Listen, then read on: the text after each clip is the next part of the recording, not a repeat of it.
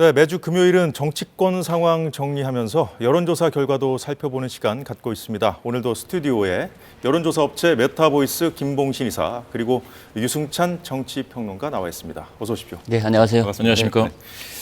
자, 오늘 국회가 아주 급박하게 돌아가고 있습니다. 오후 본회의에서 민주당이 이동관 방통위원장 탄핵안을 표결하려던 상황에서 이보다 앞서서 이동관 위원장이 사의를 표했고 윤 대통령이 면직안을 제거하면서 민주당이 발의한 탄핵안은 효력을 잃게 됐습니다. 자, 유승찬 대표님 먼저 여쭤보겠습니다. 네. 이동관 위원장이 어젯밤 대통령실에 사의를 표했다고 합니다. 국민의힘이 막을 방법은 없었고요. 네. 그리고 그래서 민주당이 탄핵안 처리가 확실시되는 상황에서 이동관 위원장이 먼저 움직인 배경부터 좀 짚어주시죠. 뭐 본인도 말씀을 하셨는데요. 네.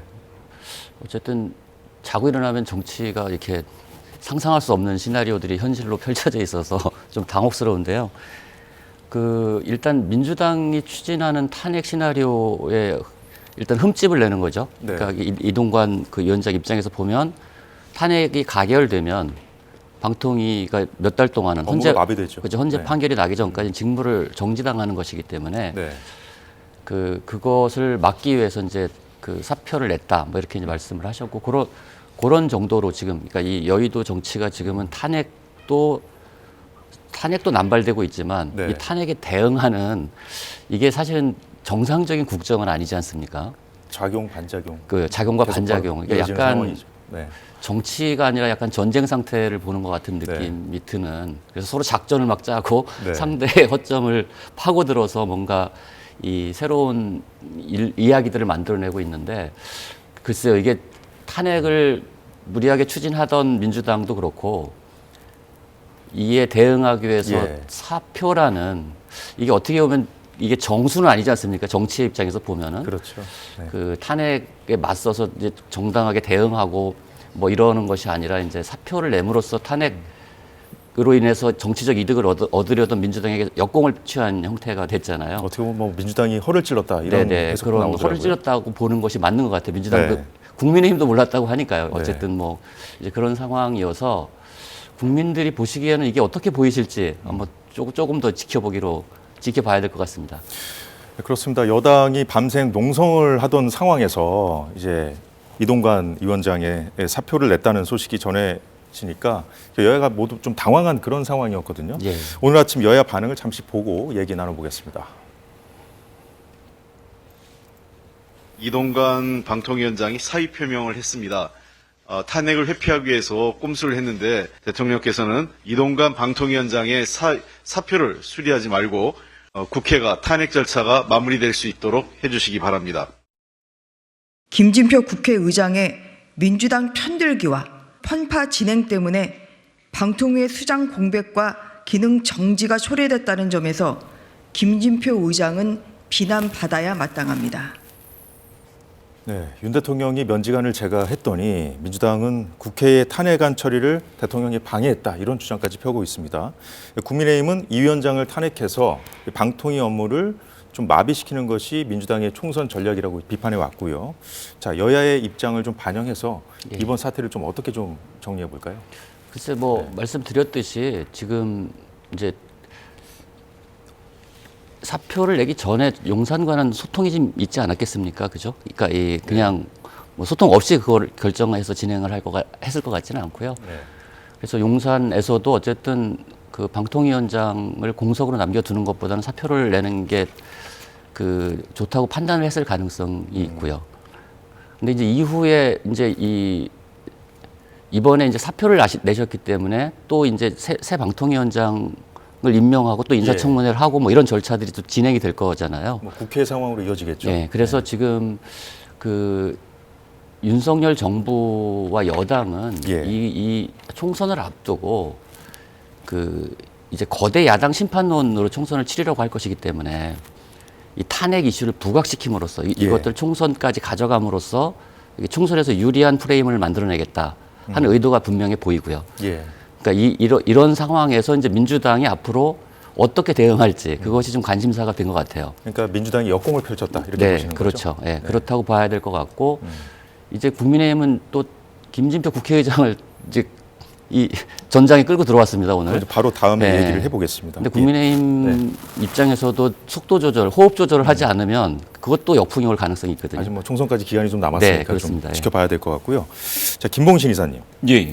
그 이 문제로 여야가 앞으로 이렇게 첨예하게 대립을 할 텐데 예. 그렇다면 자 이제 뭐 총선 심판론으로 서로 이렇게 얘기를 하고 있지 않습니까? 예. 이 문제가 각각의 어떤 지지층을 결집하는 그런 효과를 좀 누리는 그런 전략으로 좀 쓰일 수 있을까요? 글쎄요. 네. 근본적으로는 이제 야당 같은 경우에는 민생과 관련된 정책이라든지 이런 액션을 취하기가 쉽지 않을 때에 네. 아무래도 이제 정권과 관련돼서 잘 못하는 부분에 대해서는 지적하고 탄핵이라는 수단을 안 쓸 수 없다 해서 가지고 가는 건데 예. 사실 이게 이제 대통령실에 있어서는 그 민주당이 그 고관여 지지자들한테 보여줄 수 있는 효능감, 그 효능감을 완전히 무력화시키겠다 뭐 이런 것 같습니다. 사실 그렇게 됐을 때는 이제 민주당이 확장 전술에서 상당히 좀 어려움을 겪겠죠. 그럼 방금 말씀 주신 것처럼 지지층을 결집하는 효과라고 한다면 사실 결집이라는 게 이제 내적 어떤 구심력을 좀 강화시키는 방향은 가능할 수도 있죠. 가능할 예. 수도 있는데 확장하는 데는 역시 제한적입니다. 결국 이제 탄핵과 관련돼서는 이제 효능감을 무력화시키고 그리고 이제 이슈 피로감을 높이는 방향으로 이제 진행이 되는 것이고요. 방금 말씀 주신 것처럼 네. 사실은 이게 가져오는 어떤 교착 상태가 길어짐에 따라서 정치적인 어떤 혐오감 자체가 대중적으로 이제 확산될 우려가 있을 뿐 사실 지금은 두 정당이 사실 호감도 측면에서는 마카마카라서요. 그럼 이 상황이 계속 예. 이어진다면 여야 모두에게 좀 유리할 건 없다. 유불리가 둘 다 네. 없죠. 예. 유리할 것도 불리할 것도 없죠. 알겠습니다. 예. 자, 유 대표님 예. 앞서 말씀을 좀 하시려고 했었는데 김진표 국회의장에게도 이 문제에 불똥이 좀 튀는 형국입니다. 예. 국민의힘은 내년 예산안이 합의되지 않아서 오늘 그 본회의 개최 자체가 좀 부당하다 이런 입장인데 그 이 판을 김진표 의장이 깔아줬다. 탄핵 대상은 김 의장이다라고까지 지금 거칠게 나오고 있는데요. 네, 말씀대로 좀 거칩니다. 그렇게까지 나올 건 아닌 것 같고요. 물론 뭐 이제 민주당 출신 국회의장이기 때문에 이제 그렇게 얘기할 수는 있겠지만 그것보다는 사실은 지금 가장 중요한 게 사실 예산안 처리 아니겠습니까? 그렇죠. 네. 그러니까 양당이 입만 열면 다 민생 민생 한답니다. 법안. 네. 하는데 다 막혀 있죠 지금. 실제로 쟁점 예산안은 때문에. 잘 이렇게 뭐 국민들한테 잘 설명도 안 하고 뭐가 어떻게 진행이 되고 있는지 국민들이 잘 모릅니다. 뭐 그것 가지고는 서로 책임 공방만 하고 있으니까요. 그럼요. 내년 1년 살림살이가 어떻게 이제 펼쳐질지에 대해서 서로 이제 얘기를 해야 되는데 그리고 지금 네. 국회에 뭐 오늘 발표가 좀 됐던데 그 주류세 조정을 둘러싼 논쟁도 굉장히 이제 예. 활발하고요. 그리고 이제 상속세법 개정안 뭐 이런 것도 사실 쟁점 법안으로 와 있거든요. 어떻게 지금. 보면 국민 삶에 정말 큰 영향을 미치는 것들이 오히려 가려진 측면이 있습니다. 그렇죠. 지금 이제 정쟁에 이제 치닫다 보니까 예. 그러니까 이제 이 지금 이런 사태가 왔는데 사실 국민의힘도 그 타깃을 김진표 의장으로 돌리는 건 좀 전략적으로 별로 좋지 않은 행동 같고요. 오히려 여당으로서 책임감 있게 예. 예산안 올해도 사실은 법정 기한을 넘길 가능성이 지금으로서는 거의 분명한데 그 법정 시한이 내일인데 네, 그렇죠. 뭐, 네. 예, 넘길 내일까지 가능성이 뭐 될 100% 가능성 잊어버리죠. 거의 없어 네. 보이지 네. 않습니까? 일주일 뒤에라도 뭐 처리가 된다면 뭐 다행이겠지만 뭐 그것도 넘길 가능성이 있고 예. 쟁점들이 많은 상황에서 그래서 지금 국회가 그래도 할 일은 최소한의 그러니까 국회가 예산안 처리는 하는 것이 이제 국회가 그래도 예. 의무인데 최소한의 할 일은 하고 싸울 때 싸우더라도 뭐 그런 모습을 좀 보여줬으면 좋겠습니다. 올해도 뭐 시한을 넘겨서 처리할 가능성이 좀 농후해 보이고요. 그렇죠. 거의 확실하죠. 예. 그리고 뭐 그럼에도 불구하고 자신들 지역구 예산은 뭐 서로 뭐 짬짬해서 잘 챙겨가겠죠. 그거는 뭐 또 국회의 전통이니까요. 네, 이런 그 김봉신 이사님, 예. 그 지금 뭐 예산안 문제까지 말씀을 해주셨는데 어쨌든 이동관 방통위원장과 별개로 또 손준성, 이정섭 검사 2명에 대한 탄핵안은 가결이 됐습니다. 본회의에서. 자, 이 위원장이 사의 표명을 한 상황에서 탄핵안 추진에 대한 여론 그리고 또 말씀하셨다시피 예산안 이런 처리 문제와 좀 맞물려서 앞으로 계속 진행이 될 텐데 여론의 흐름엔 어떤 영향을 미치겠습니까? 일단은 이제 검사 정치에 대한 혐오감은 어느 정도는 잡혀 있거든요. 그리고 이제 현 정부에서 인사 문제와 관련해서 예. 상당히 좀 성공했다라는 케이스가 나타나고 있지 않아서 이렇게 뭐 야당이 좀 탄핵을 한다든지 하는 것에 대해서 예. 단일 이슈로 물어봤을 때 한 절반 정도는 대략적으로 이제 절반 정도는 찬성할 겁니다. 따라서 야당은 또 계속해서 이제 탄핵을 하지 않을 수 없는데 아까 말씀드렸다시피 이 탄핵이라는 표현 자체가 약간 이제 피로감이 이제 쌓이기 시작을 한다. 요 문제가 있는 것이죠. 가령 뭐 2017년 이제 탄핵 이후에 등장했던 이제 문재인 정부가 그만한 효능감을 줬느냐? 탄핵으로 우리나라는 이렇게 바뀌었다. 우리 사회가 이렇게 할 만한 게 뚜렷하게 있느냐라고 한다면 탄핵이 가져다주는 효능감이 지금 낮아 있는 상태에서 예. 계속해서 이제 탄핵이 계속 반복됐을 때의 그 피로감은 어떻게 다른 또 전술로 극복을 할 것인가 이런 것들은 이제 야당이 좀 생각해봐야 될 그런 문제가 되고 있습니다. 예산안 관련해 가지고는 방금 말씀 주신 것처럼 사실 이번 주에 20대라든지 청년 쪽, 20대 청년 그리고 이제 학생 쪽에서 대통령 긍정률 그리고 여당 지지율이 좀 빠졌거든요. 5점이 이내긴 하지만 두 자릿수로 빠졌습니다. 이건 뭐냐? 그러니까 청년 내일 채용 공제 뭐 이런 민생 예산 소위 얘기하는 그 바로 이제 피부에 와닿는 예. 그런 민생 예산과 관련해서 특정 어떤 계층이나 집단에서 지금 반발이 있을 수가 있겠다. 이런 것들은 여야 정치인들이 나서서 좀 보완을 해야 될 것 같습니다. 잘 들었습니다. 자, 오늘 정부는 야당 주도로 통과한 노란봉투법 그리고 이 방송 3법에 대해서 이 제2요구권, 거부권을 의결했습니다. 한덕수 국무총리는 노란봉투법은 불법 파업을 조장하는 결과를 가져올 거다. 방송 3법은 특정 이해관계나 편향적 단체 중심 이사회가 구성돼서 공영방송의 공정성이 훼손될 거라고 거부권 의결 이유를 설명했습니다. 민주당은 거부권 남용을 지적하면서 내년 총선에서 심판을 면하기 어려울 거라고 반발했는데요. 자, 유승찬 대표님. 네. 윤 대통령의 거부권 행사는 뭐 예상됐던 수준 아닙니까? 야당도 분명히 계산하고 있었을 텐데 거부권을 행사하니까 바로 이제 총선 심판론을 꺼내들고 나왔습니다. 네, 네. 어떻게 보셨습니까? 뭐 지금은 이제 탄핵 때 거부권의 대결, 뭐 이게 네. 이제 지금 우리가 이제 목도하고 있는 현실이란 말이에요. 이 얘기는 뭐냐면 민주주의가 제대로 작동하고 있지 않다. 네. 네. 그래서 우리 정치에서 지금 상호 존중이라는 문화는 완전히 사라졌습니다. 그래서 국회가 입법을 하면 대통령은 거부권을 행사하고 대통령이 장관을 임명하면 야당이 탄핵하고. 예. 근데 이게 민주주의라는 게 우리 5년마다 선거를 대통령 선거라고 4년마다 국회의원 선거를 하잖아요. 예. 그럼 잘못하면 교체하는 게 민주주의잖아요. 근데 그 기간 동안 상호 행정부는 행정부대로 일이 있고 국회는 국회대로 일이 그렇죠. 있어서 예. 상호 존중하면서 대화도 하고 타협도 하면서 이제 뭔가 생산적인 일을 하는 게 민주주의잖아요. 우리가 알고 있는. 근데 그게 완전히 파괴됐어요. 그러니까 지금은 용산과 여의도에는 그 포연이 자욱하고 그래서 이 상태가 저는 총선까지는 더 격화될 것 같습니다. 그러니까 예. 사실 뭐 저는 지금 제가 여기 오늘 방송하러 오면서 제가 느낀 게 뭐냐면 그 이동관 위원장 탄핵에 대해서는 얘기하는데 탄핵 사유는 잘 모르고 노란봉투법 거부권 행사를 했다고 그러는데 노란봉투법은 도대체 어떤 법인지 잘 모르는 그러니까 그 실체와 내용들은 잘 드러나지 않고 예. 대치 전선만 드러나는 상태거든요. 근데 이게 이제 선거 때 이제 한쪽은 정권 심판론, 한쪽은 야당 심판론을 들고서 선거를 하게 될 텐데 예. 경주마처럼 그쪽으로 달려갈 것 같아요. 그래서 더 대치 국면이 강화될 것 같다. 점점 더 예. 총선을 앞두고 극한으로 네, 간다. 이게 나아질 가능성은 총선까지는 적어도 네. 없어 보입니다. 알겠습니다. 자, 오늘 나온 윤 대통령의 국정수행 지지율도 살펴보겠습니다. 자, 화면 나오고 있죠? 잘하고 있다는 응답이 32%로 지난주 대비 1%포인트 하락했습니다. 네, 보시는 그 여론조사 결과는 한국갤럽이 자체 조사한 조사로 지난 11월 28일부터 30일까지 사흘 동안 전화 면접으로 했습니다. 전체 질문지 등 자세한 내용은 중앙선거 여론조사심의위원회 홈페이지를 참조하시면 되겠습니다. 자, 김봉신 이사님. 예.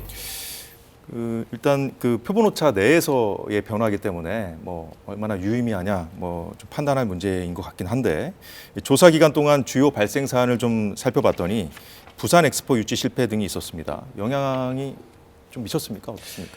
예. 예, 이게 이제 그 사실은 부산 엑스포 완전히 외교적인 이제 실패의 사례가 돼서 지금까지 대통령 긍정률을 그나마 이제 받쳐주고 있던 외교 성과라는 측면에서 보면 상당히 그 대통령실은 악재를 만난 것이고요. 이게 네. 사실은 대통령이 사과까지 했지 않겠습니까?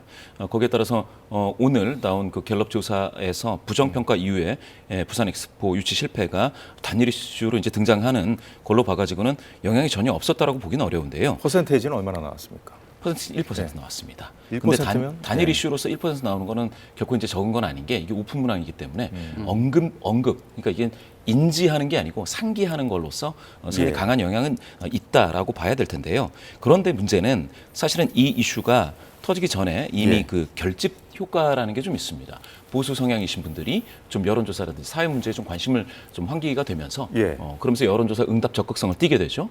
그러면 응원하는 차원에서 대통령 긍정률도 거기에 따라서 이제 상방 압력을 받게 됩니다. 따라서 이게 이제 상쇄되면 예. 엑스포 실패에 의해서 지금 당장 대통령 긍정률이 폭락했다. 이렇게 영향을 미쳤다라고 보기 좀 어렵고요. 더군다나 민주당에게 대통령이 이제 최초 사과를 했는데 이게 민주당, 그러니까 야권에게 반사 이익을 줄 만한 사안이 전혀 아닙니다. 예. 그렇다 보니까 정치권에 있어서 주요 지표가 크게 변동한다든지 하지는 않았다. 이렇게 보시면 될 것 같습니다. 알겠습니다.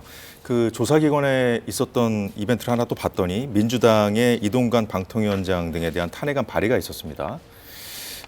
그리고 또 오늘 노란봉투법, 방송 3법 거부권 이슈가 있었고요. 이거는 이제 다음 조사 때 반영이 되겠습니다만, 자 이런 것들이 이 두 가지를 가지고 여야 양측이 또 총선 심판론을 꺼내든 그런 상황인데 민심에 향후에 어떤 영향을 좀 미칠 거라고 보십니까? 아까도 말씀드렸지만 이제 두 정당에 대한 호감도가 둘 다 이제 40%가 되지 못하고 있는 예. 그런 상황에서 사실 이 이슈들이 중도 성향이신 분들에게는 관여도가 높지 않은, 그러니까 다소 낮은 이슈들입니다. 따라서 부정평가를 이미 하고 계신 유권자분들에게 부정평가하는 마음을 강화시켜 줄 수는 있는데 사실은 그렇다고 해서 부정평가자, 대통령이죠. 대통령을 부정평가하시는 분들을 더 확대한다거나 또는 긍정평가하시는 분들이 더 많아지시거나 이렇게 되지는 않는, 그러니까 중도 그럴 확장이 만한 사안은 없는, 아니다. 예, 그렇게까지는 되지 않을 겁니다. 따라서 아까 유순사 대표님 말씀 주신 것처럼 네. 강대강 대치를 좀 강화한다든지 네. 두 진영에 있어서의 결집도 90력은 높인다 하더라도 그런데 중간지대에 있는 그 민생에 더 많이 관여되어 있는 이런 분들은 좀 뭐랄까 정치 소외감을 느낄 수 있는 그런 이슈가 아닐까 이렇게 해석이 됩니다. 알겠습니다. 네, 지금부터는 각 당의 상황을 좀 들여다보겠습니다. 어제 이재명 민주당 대표가 자신의 분신과도 같은 사람이라고 했던 김용 전 민주연구원 부원장의 정치자금법 위반에 대한 징역 5년 실형 선고가 나왔습니다. 관련 영상 잠시 보겠습니다. 오늘 판결로 인해 깨끗하고 공정해야 할 대선 과정이 검은 돈과 육착 관계를 맺었다는 의심은 사실로 밝혀졌습니다. 대장동 게이트의 실체적 진실을 밝혀낼 법의 심판이 이제 시작되었습니다. 대장동을 둘러싼 검은 돈의 흐름, 그 끝에 이재명 대표가 있음을 국민들은 이미 알고 계십니다. 아직 재판이 끝난 게 아니어서 좀 더 지켜보도록 하겠습니다. 좀 많이 선고가 됐다고 생각하세요? 김용 부원장님 이거 진짜 수사한 부분들 재판부가 인정했는데 이에 대해서 하실 말씀 있으실까요? 네, 국민의힘은 이제 대장동 게이트의 몸통은 누구냐며 이재명 대표를 겨냥한 공세 수위를 높이고 있습니다. 반면 민주당은 아직 2심 최종 판결까지 남아있기 때문에 좀 더 지켜보겠다는 반응으로 당 차원에서 공식적인 언급은 자제하고 있습니다. 자, 유승찬 대표님, 네. 이제 김용 전 부원장 판결이 나옴으로 해서 안 그래도 좀 불거졌던, 최근에 좀 불거지고 있지 않습니까? 이재명 대표 사법 리스크. 어떤 영향을 줄 거라고 일단 보십니까? 법원의 판단이 나왔다는 점에서 좀 무겁게 받아들이지 않을까 싶습니다. 그러니까 그냥 검찰이 기소를 할 때나 검찰이 혐의를 제공할 때와는 다르게 법원의 1차 판단이 나왔기 때문에 네. 이재명 대표의 사법 리스크가 다시 이제 재점화될 가능성이 좀 있다. 좀 무게감 있게. 그리고 민주당 입장에서는 요즘엔 이런 정치들이 없는데 물론 2심 판단이 남아 있고 대법원 판단은 남아 있지만 네. 1심에서 판단이 나오면 국민들께 사과를 해야 됩니다. 그러니까 민주당의 민주연구원 부원장도 지내셨고 민주당 핵심 당직자 중에 한 분이 실형을 받아서 구속이 됐지 않습니까? 예. 그 어쨌든 국민께 심려를 끼쳐드려서 죄송하다는 말을 요즘에는 좀처럼 국민의힘도 마찬가지고 민주당도 마찬가지고 우리가 상식으로 알고 있는 것들이 정치에서 잘 안 일어나는 게 참 저는 되게 의아스럽고요. 극한 대치.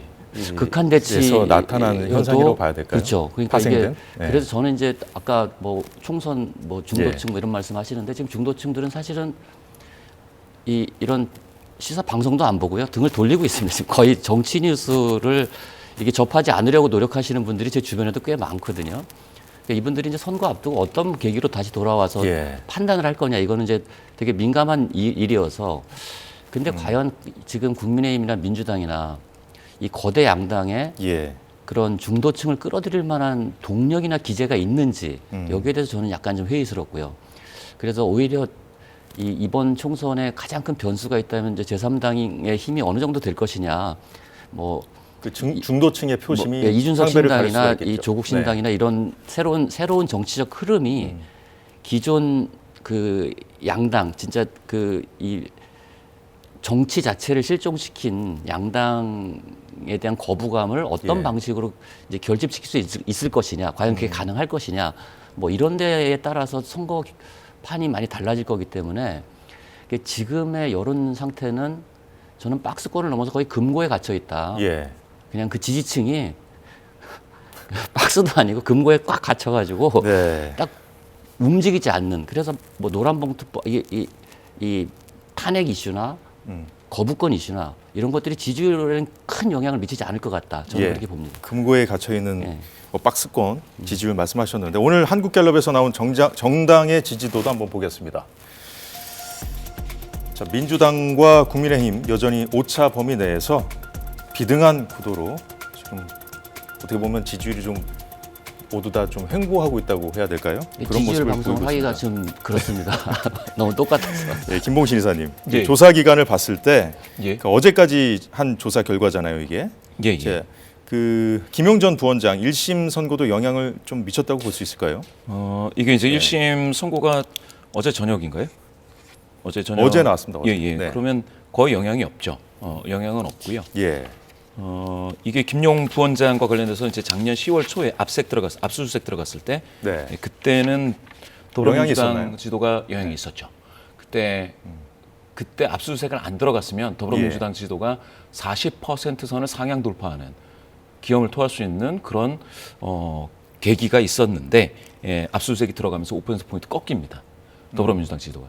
다시 말씀드리면 이제 뭡니까? 이 사법 리스크와 관련돼서 민주당 지도의 영향을 안 받는 것은 아니었다. 지금까지를 보면. 그리고 나서 계속 이제 30% 초중반에 갇혀서 이제 여기까지 왔는데 그런데 지금 김용 전 부원장과 관련해 가지고 이렇게 됐다 하더라도 지금 이제 사법 리스크 자체도 굉장히 많이 사람들이 좀 지루해하고 있죠.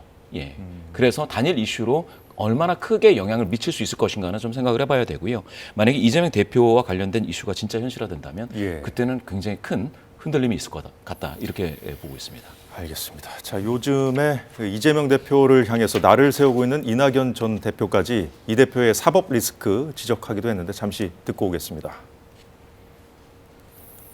이렇게 며칠씩 법원에 가는데 이 일을 어떻게 할까 이런 상태로 총선을 치를 수 있을까 하는 걱정은 당연히 함직하죠. 당에서 중지를 모으고 결단할 건 결단해야겠죠. 그럼 방법까지 제가 얘기할 수 있는 단계는 지난 것 같습니다. 선거도 선거지만 선거 이후에 민주당이 계속 이걸 옹호할 건지 계속 이거를 정치 탄압이라고 주장할 건지 이 점에 대해서는 일단 1심 선고가 나왔기 때문에 한번 판단해 봐야 돼요. 어제 나온 판결이 앞으로 이제 이재명 대표의 어떤 재판이나 이런 데 좀 영향을 미치면 뭐 지지율이 어떻게 뭐 될지 모른다. 김봉신 이사가 분석을 해 주셨는데 그 이낙연 전 대표를 구심점으로 해서 이제 반대 목소리가 좀 커지고 있는 상황에서 또 사법 리스크까지 이렇게 거론하고 있지 않습니까? 이 상황 어떻게 보십니까? 일단 뭐 여의도의 얘기로는 이제 이재명 대표는 지금 방이 2개가 있는데 국회 본관에 대표실이 있고 의원회관에 의원실이 있지 않습니까?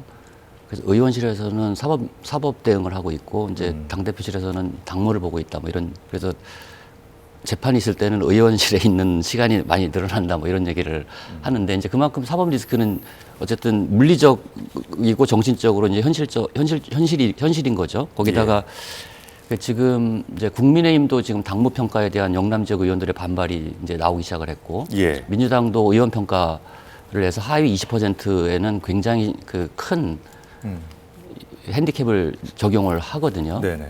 근데 이제 뭐 벌써 이제 그 의원 평가가 끝났단 말이에요. 근데 그건 비밀이지만 또 이렇게 알려지게 되거든요. 이렇게. 세워 나가지 않겠어요? 그래서 이제 이낙연계 의원 다수가 여기 이제 하위 10%에 포함됐다는 얘기들도 지금 그런 얘기가 나오고 나오고 있어서. 있습니까? 네. 그래서 이낙연 그 전 대표가 지금 이제 발언 수위를 계속 높이고 있어요. 이 얘기는 이제 뭔가 지금 상태로 선거를 치를 수는 없다. 그러니까 뭐 그러니까 멋있는 말이라고 해야 되나 아무튼 전후의 시체 위에서 응원가를 부를 수 없다 뭐 이런 부르지 않겠다 뭐 이런 표현도 하고 그랬거든요. 예.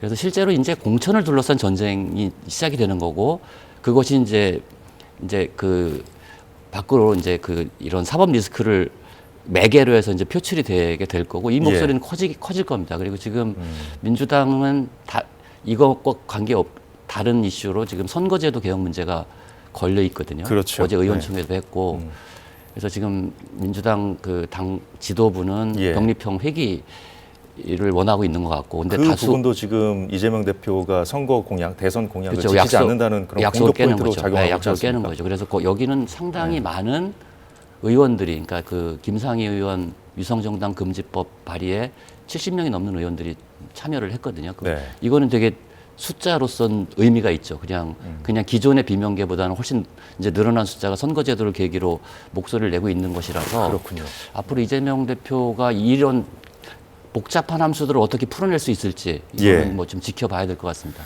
예, 잘 들었습니다. 국민의힘 상황도 좀 살펴보죠. 어제 인요한 혁신위원장이 그 혁신안을 관철할 수 있도록 자신을 공천관리위원장으로 추천해달라. 하지만 김기현 대표 단칼에 거절했습니다. 당내에서는 인 위원장이 일종의 벼랑 끝 전술을 쓴 거 아니냐. 혁신위 잘 지지부진하기 때문에 이렇게라도 해서 좀 혁신하겠다는 그런 의지를 보인 거 아니냐. 이렇게 두둔하는 여론도 있습니다만 인 위원장에게 실망스럽다는 그런 기류가 좀 강한 것 같습니다. 더 상대적으로. 어떻게 보십니까, 이 상황? 일단 그 혁신위가 얘기한 윤핵관 불출마, 영남 중진 험지 출마를 이제 거부하고 있는 모양새잖아요, 당이. 네. 근데 저는 이제 혁신위 방향이 옳기 때문에, 그러니까 국민의힘이 이번 총선에서 이기려면 혁신위가 제안한 안들이 그렇게 나쁜 게 아니거든요. 해야 되는 어떤 일들이기 때문에 결국은 그 방향으로 갈 건데 지금 저항을 하고 있다. 이제 기득권들이. 결국은 갈 수밖에 없다고 보시는 저는 거예요? 갈 수밖에 없다고 보고요. 그건 윤석열 대통령께서도 총선 패배는 곧 레임덕이기 때문에 이건 보수 언론에서도 계속 얘기하고 있잖아요. 이거는 막아야 되겠다는 절실함, 간절함 이런 것들이 저는 있기 때문에 결국은 선거를 이기기 위한 방향으로 정리가 될 거다. 저는 그렇게 봅니다. 그렇다면 지금 당내에서 김기현 체제로 가면 총선이 좀 어렵지 않겠느냐는 목소리가 당내에서 지금 흘러나오고 있거든요. 그렇죠. 지금 이미 그거는 이야기가 되고 있어요. 그러니까 당 대표 평가도 이번에 그 NBS인가 어디서 당 대표 평가를 했는데 대통령 지지율보다 훨씬 낮고요. 이재명 대표보다도 낮아요. 그러니까 이거는 갤럽에서 선거하기 좀 어렵죠. 갤럽에서 나왔던 건가요? 그 부분은 어떻게 보셨어요, 김 의장님? 그렇죠. 갤럽에서 당대표 평가를 했는데 지금 현재 김기현 대표가 거의 이 역대 대표 중에서 가장 낮은 쪽으로 이제 되고 있어가지고요.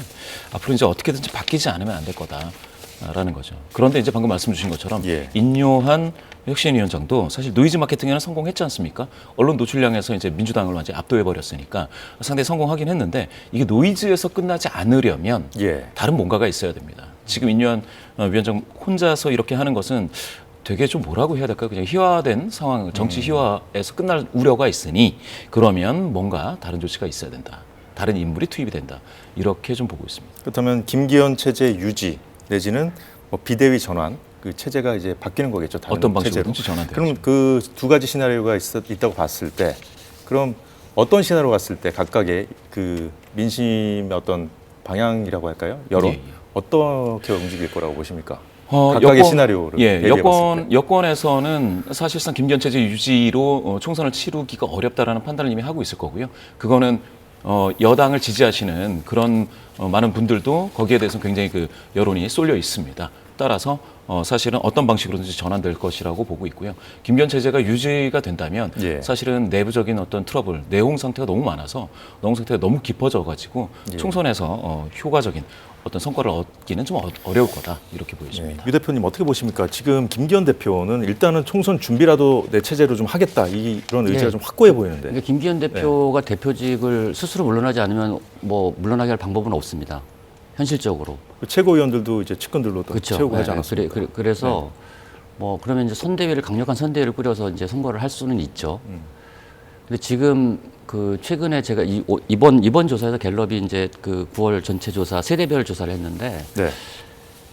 30대 원래 이제 2030 중에서 남성들은 이제 국민의힘 지지 경향을 좀 갖고 있었거든요. 예. 30대 남성은 완전히 흔들리고 있어요. 그러니까 이걸 이준석 효과라고 좀 보는데. 근데 4050은 민주당 세가 확고하고요. 네. 6070은 국민의힘 세가 확고하잖아요. 그러면 캐스팅 보트는 18세, 39세 사이에 있는 젊은 층이라고 젊은 볼수 있겠죠. 층이 네. 캐스팅 보트를 질 텐데 지금 김기현 대표 체제로 그 젊은 층에 어필하기는 굉장히 어렵습니다.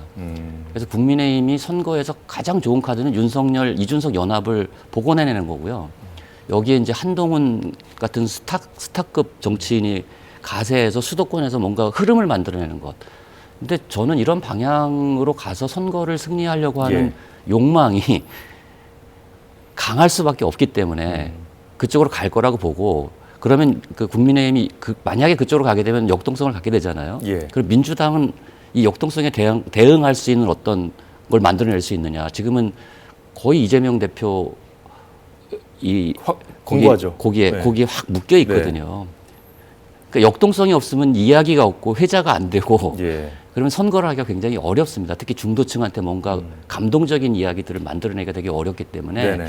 그래서 저는 앞으로 국민의힘이 먼저 좀 이 선거다운 선거, 정치다운 정치의 모습, 그러니까 총선을 앞두고 그런 체제를 좀 갖추고 민주당을 자극해서 민주당도 좀 그 활기차게 변화와 혁신을 모색하는 뭐 이런 정치가 좀 한번 만들어졌으면 하는 그런 바람을 갖고 있습니다. 대통령실과 이준석 신당과의 어떤 연합 시나리오까지 거론을 하셨는데 예. 뭐 가능성은 어떻게 봐야 할지 모르겠습니다만 그 극적인 어떤 반전 그런 것도 좀 가능하다고 보세요? 정치는 뭐든지 가능하다고 보기 때문에 특히 이준석 전 대표도 한번 나와서 신당을 한번 해봤는데 굉장히 어려웠거든요. 그리고 실제로 신당에 나오잖아요. 그러면 이준석 신당 그 지지율 추이를 보면 호남에서 제일 높게 나와요. 그러니까 지금은 민주당 지지자들이 이준석 신당을 지지하는 경향들을 갖고 있거든요. 근데 실제 당을 만들었을 때 어떻게 될지는 장담하기가 굉장히 어렵습니다. 그리고 이준석 전 대표는 금태섭 의원이나 다른 게 금태섭 전 의원 같은 경우는 이제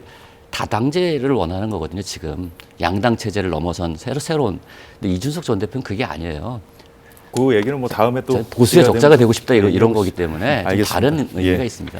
근데 방금 전에 그 노란봉투법과 방송 3법 그 제2요구안 그 정부가 올린 제2요구안에 대해서 윤석열 대통령이 재가했다는 소식이 들어왔습니다.